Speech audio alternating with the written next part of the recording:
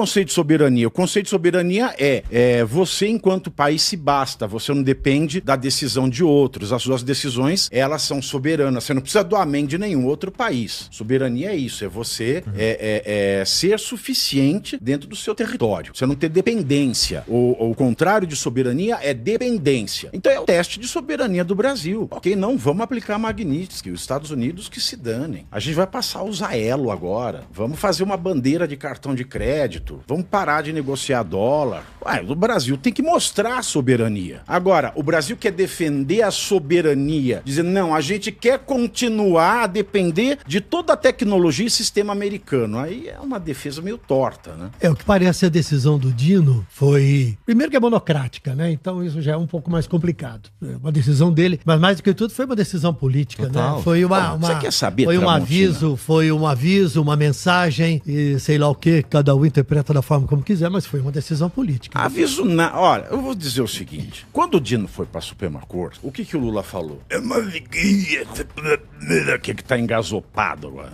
Pela primeira vez um juiz, um ministro comunista no Supremo Tribunal Federal. Então aplaude aí, banqueiro. Vocês estavam esperando o quê? Que o comunista fosse facilitar a vida do banco? Tá aí. Toma na tarraqueta, faz o L. Mas, você fala que, assim, agora é um teste da soberania.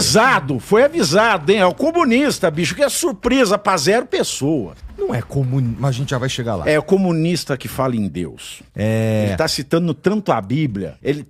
Nesse ano ele já citou 3 vezes a Torá. Eu tô começando a achar que se procurar a gente acha Daniel dentro dele. Você não acha que existe uma intenção... Jonas, não é Daniel, não, Jonas.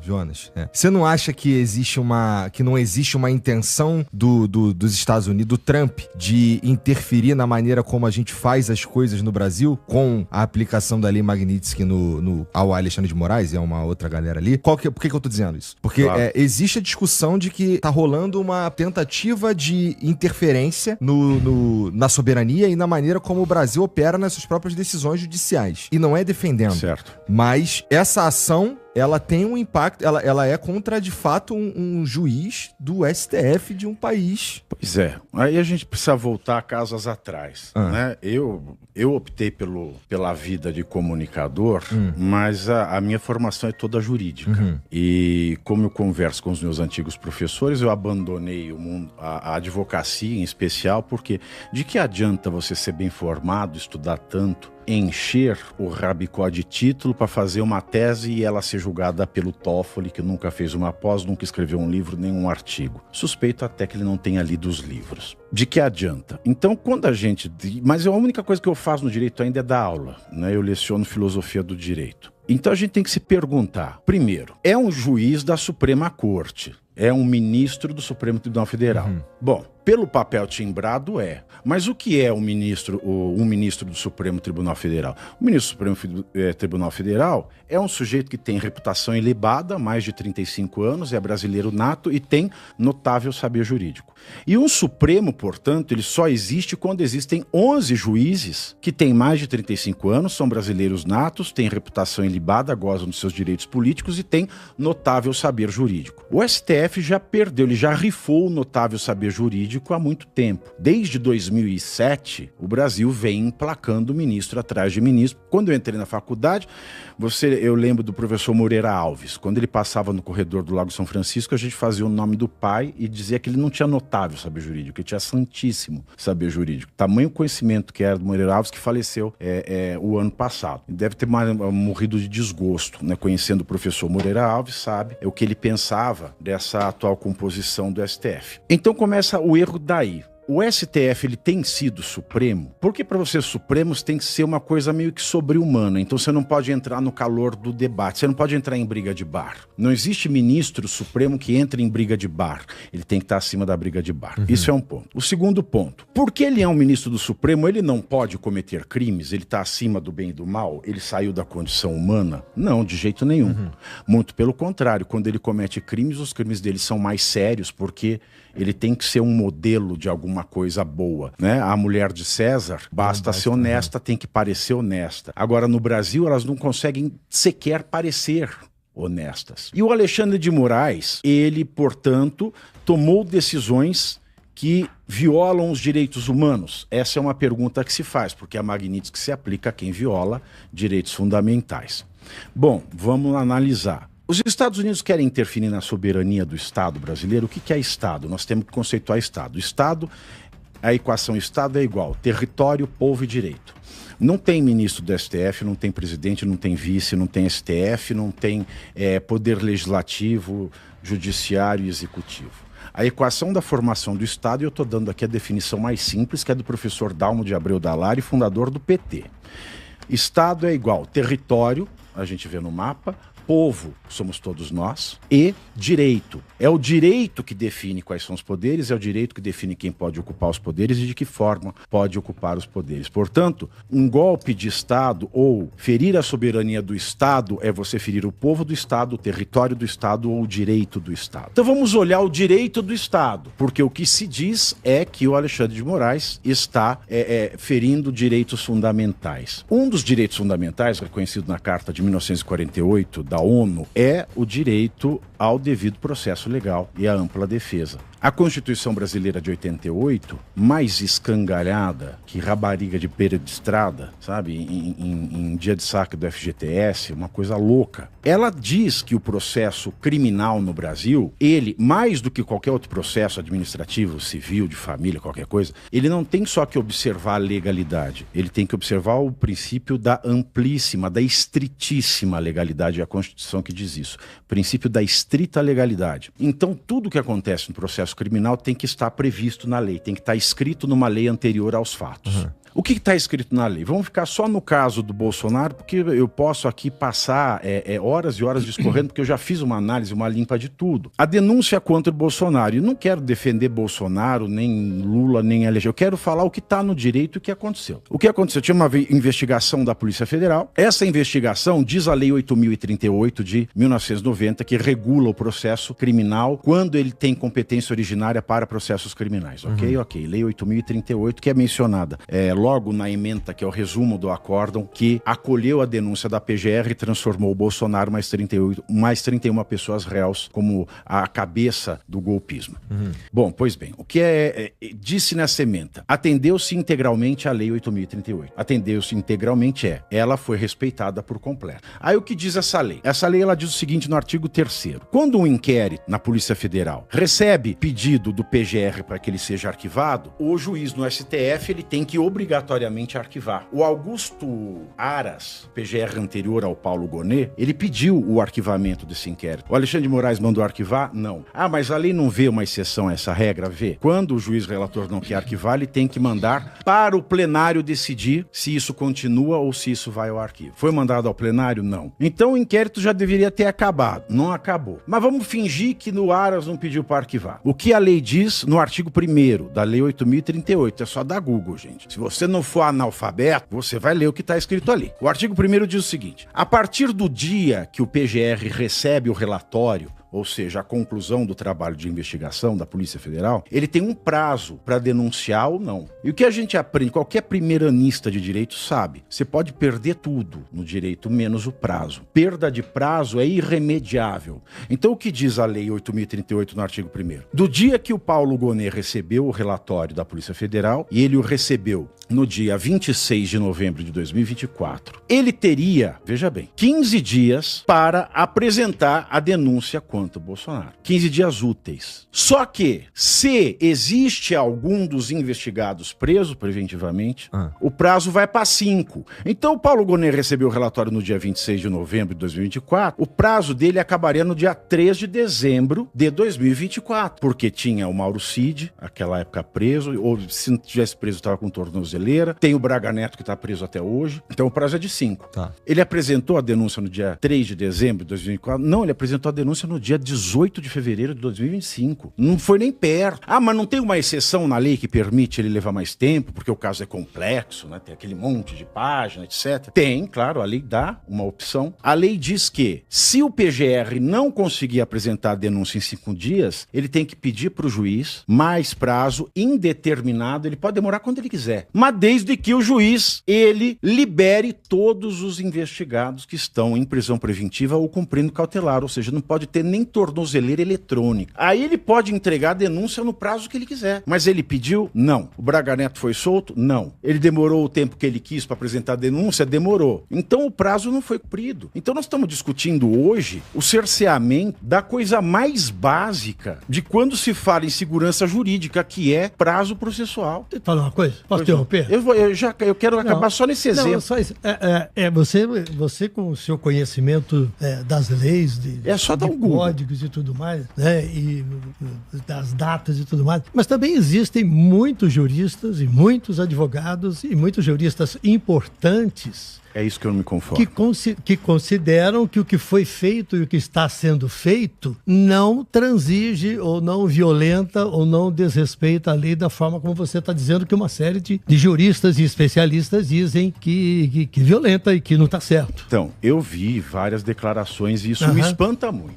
Me espanta muito porque a matéria-prima do jurista, aliás, jurista é uma pessoa que estuda muito, né? Ou eu prefiro dizer profissionais do direito, que o Brasil tem poucos juristas, que são pessoas que estudam a sério o direito, né? Que gastam, que perdem a vida, como é o meu caso, para estudar a coisa a fundo. Muito embora eu fale muita bobagem, muito palavrão, é um jeito de eu me comunicar e é um jeito de eu traduzir coisas complexas do direito. O que acontece me espanta, porque está escrito na lei. O prazo está escrito na lei. Está lá, 15 dias ou 5 dias, indeterminado, se não tiver ninguém preso. São essas 3 vias que a lei dá. E o que me espanta é que a mesma lei processual, agora, a Constituição e o Código de Processo dizem que toda decisão tem que ser fundamentada e tem que enfrentar os argumentos que a defesa apresenta. E a defesa apresentou esses argumentos. O que acontece no STF? Eu li aquele acórdão de cabo a rabo. Na ementa se diz atendimento integral à Lei 8.038 de 1990, que é que estipula esse prazo, mas você lê todos os votos e o relatório, você não encontra uma menção ao artigo de lei que fala do prazo. Então eles dizem que atenderam a lei, mas não respondem esse caso. Eu não vi nenhum juiz da primeira turma do STF, e eu já falei com o juiz da segunda turma sobre isso, como dizem no Globo, em caráter reservado. Ninguém, eles estão usando a técnica de fingir que não existe esse dispositivo. Eles dizem, não, nós cumprimos tudo. E a gente fica que nem louco aqui, não, mas ó, aqui é o artigo 1º, o artigo 1º. Eles olham pra cara, nós cumprimos a lei. Então eles estão fazendo com que a gente enlouqueça. E eu não sei qual é o interesse, porque muitos desses juristas que têm defendido o STF têm causas milionárias e bilionárias na corte. Então eu não sei se o compromisso deles é com o direito, né? Se é com os júris ou se é com os juros. Sabe que tem alguns momentos que eu fico surpreso em ver você é um crítico feroz do STF, né? Sou, claro. Eu sou um cara entusiasta do STF, eu sou crítico dos sequestradores do STF. Tá, e é a sua posição que você vem defendendo e tal. Agora, eu fico um pouco assustado quando eu vejo as críticas ao STF ultrapassarem os limites do respeito à instituição. Porque aí, se a gente for para os Estados Unidos, a Suprema Corte americana, ela é conservadora. Tem acho que um juiz que não é conservador. Todos os outros são identificados como conservadores. A Suprema Corte tem dado algumas sentenças e tem tomado algumas decisões reafirmando decisões do presidente Donald Trump, né? Algumas delas surpreendem, inclusive aquela relativa ao nascimento de bebês nos Estados Unidos e que muitas vezes o presidente americano tem determinado a saída do pai, da criança e tudo mais. Okay. Na Constituição diz que não pode. Mas a Suprema Corte toma decisão, ninguém vai apredejar a Suprema Corte. E aqui, você vê algum juiz da Suprema Corte americana indo pro Caribe todo final de semana, indo para Mykonos, andando com um avião da Força Aérea dos Estados Unidos? Você vê algum juiz saindo na capa da The New Yorker, mostrando a sua linda capa e fazendo poses sexys? Você não vê um juiz da Suprema Corte americana descendo pra briga de bar? Mas teve esse ano denúncia contra o juiz que levou dinheiro de empresa. Tem 2 juízes que foram muito criticados. Não, porque viajaram. Mas ninguém foi preso por criticar o juiz. Mas Não. Foi? Não, o que eu estou dizendo é o seguinte, é que aqui, nos Estados Unidos, também houve denúncia contra juízes que aceitaram jatinhos, certo, viagens e tudo mais. Quem está denunciado está preso? Quem denunciou está preso? Eu não acompanhei isso. Então, mas há uma outra atitude em relação à instituição, porque nós passaremos e os presidentes também, mas a instituição vai ficar. Exato. E ela também já foi criticada antes, mas hoje a virulência e a agressividade contra a instituição, eu fico olhando e falo assim, bom, se nós começarmos a destruir as instituições, mas não somos nós, vai sobrar o caos. Quem está atacando a instituição STF são os 11 que lá sentam, à exceção de 2, se eu tiver boa vontade. Por quê? A Constituição e as leis brasileiras, elas são claras em alguns pontos. É proibido um juiz dar entrevista. É proibido que um juiz e um ministro do Supremo um juiz. É proibido, expressamente proibido, que ele fale de casos que estão sob seu julgamento ou que ele pode vir a julgar. Para ficar em 3 casos. O Alexandre de Moraes deu uma entrevista longa para as organizações Globo em que ele prejulgou quase 2.000 brasileiros. Prejulgou. Ninguém pôs um revólver na cabeça careca dele e falou, Alexandre, você vai dar uma entrevista. Não, ele foi porque quis. Ninguém obrigou, pôs um revólver na cabeça dele e falou, você vai fazer fotos sensuais para New Yorker. Como ninguém foi com um revólver na cabeça dele e falar, você vai falar pro The Wall Street Journal. Como ele fez anteontem. Então ele faz as coisas que a lei proíbe a um ministro. E quando a pessoa que é incumbida de manter a institucionalidade desse órgão, que é o mais importante do Poder Judiciário, e ele não o faz, quem está ferindo de morte a instituição é o ministro. E daí vem a virulência, porque um ministro não pode descer para a briga de bar. Quem já viu a foto do professor Moreira Alves no jornal? Nunca se viu. Nunca se viu. Quem é que vai num jogo do Corinthians e mostra um dedo do meio para um estádio com milhares de brasileiros e brasileiras ali e depois ainda liga para a empresa, para o jornal O Estado de São Paulo e diz, mande embora quem bateu esta foto, uma foto para ganhar prêmio. Este homem, ele destruiu o Supremo Tribunal Federal. E às vezes, porque a gente ergue um tom de voz, parece que a gente é virulento, mas não tem grito de uma multidão que seja mais poderoso que uma caneta de ministro do STF no Brasil. E sempre foi assim. Você pega os trabalhos da Constituinte de 88 e os lê, o poder do Supremo, com uma Constituição deste tamanho, é imenso. Um dedo do meio de um juiz do Supremo mostra que aquilo não pode continuar ali. Que qualquer opinião... Porque o povo brasileiro é um povo sem educação formal. E o Brasil, o Estado brasileiro, assumiu o compromisso de educar, de dar educação pro povo, mas não dá. Então o que a gente vai esperar de pessoas simples? Porque o brasileiro é um povo simples. Quando você fica com raiva e você não sabe como se expressar, você fica com raiva. Fala palavrão. Mas isso, ele como juiz supremo, e ele falou o dedo do meio. Ele falou na entrevista pro Washington Post que não vai mudar 1 milímetro do comportamento dele. Né? Você veja. Ele está falando de um caso que ainda está acontecendo.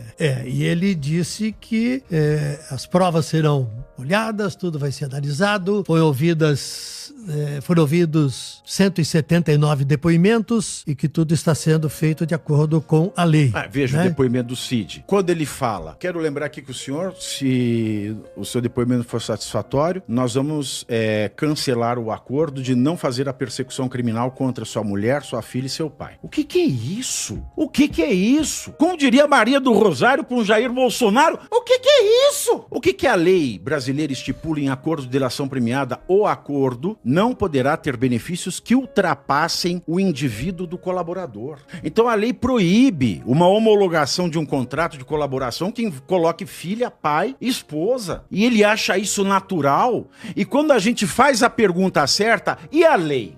Por que o senhor não aplica a lei? Aí se malufa, um juiz não pode malufar e responder o que quer. Ele tem que ser objetivo. Não há Estado de Direito sem objetividade. Eu acho que daqui a pouco nós estamos invocando a tonga da mironga do cabuletê para dar decisão e pirueta nesse país. Você acha que ele vai condenar? Primeiro, ele vai condenar Bolsonaro? Ele já está, o Bolsonaro já está condenado. E vai condenar com a pena máxima? Bom, se você perguntasse isso para um jurista, eu falava, ele não poderia nem estar processando. Bom, porque perdeu o prazo, perdeu-se o prazo. Mas ele está, esse é o fato. E isso é crime de abuso de autoridade. Mas tá. Lei de 2019. Mas tá, isso é fato. E aí vai ter o julgamento. Aí vai ter o julgamento. Você acha que ele aplica a pena máxima? Porque se discute muito também. Ele pode fazer tudo. Ele pode pôr até pena de morte. Do jeito que está o Brasil, ele pode escrever até nesse caso a cadeira elétrica. Tem gente que vai fazer assim, deve. Se discute o peso das penas às pessoas que invadiram a área dos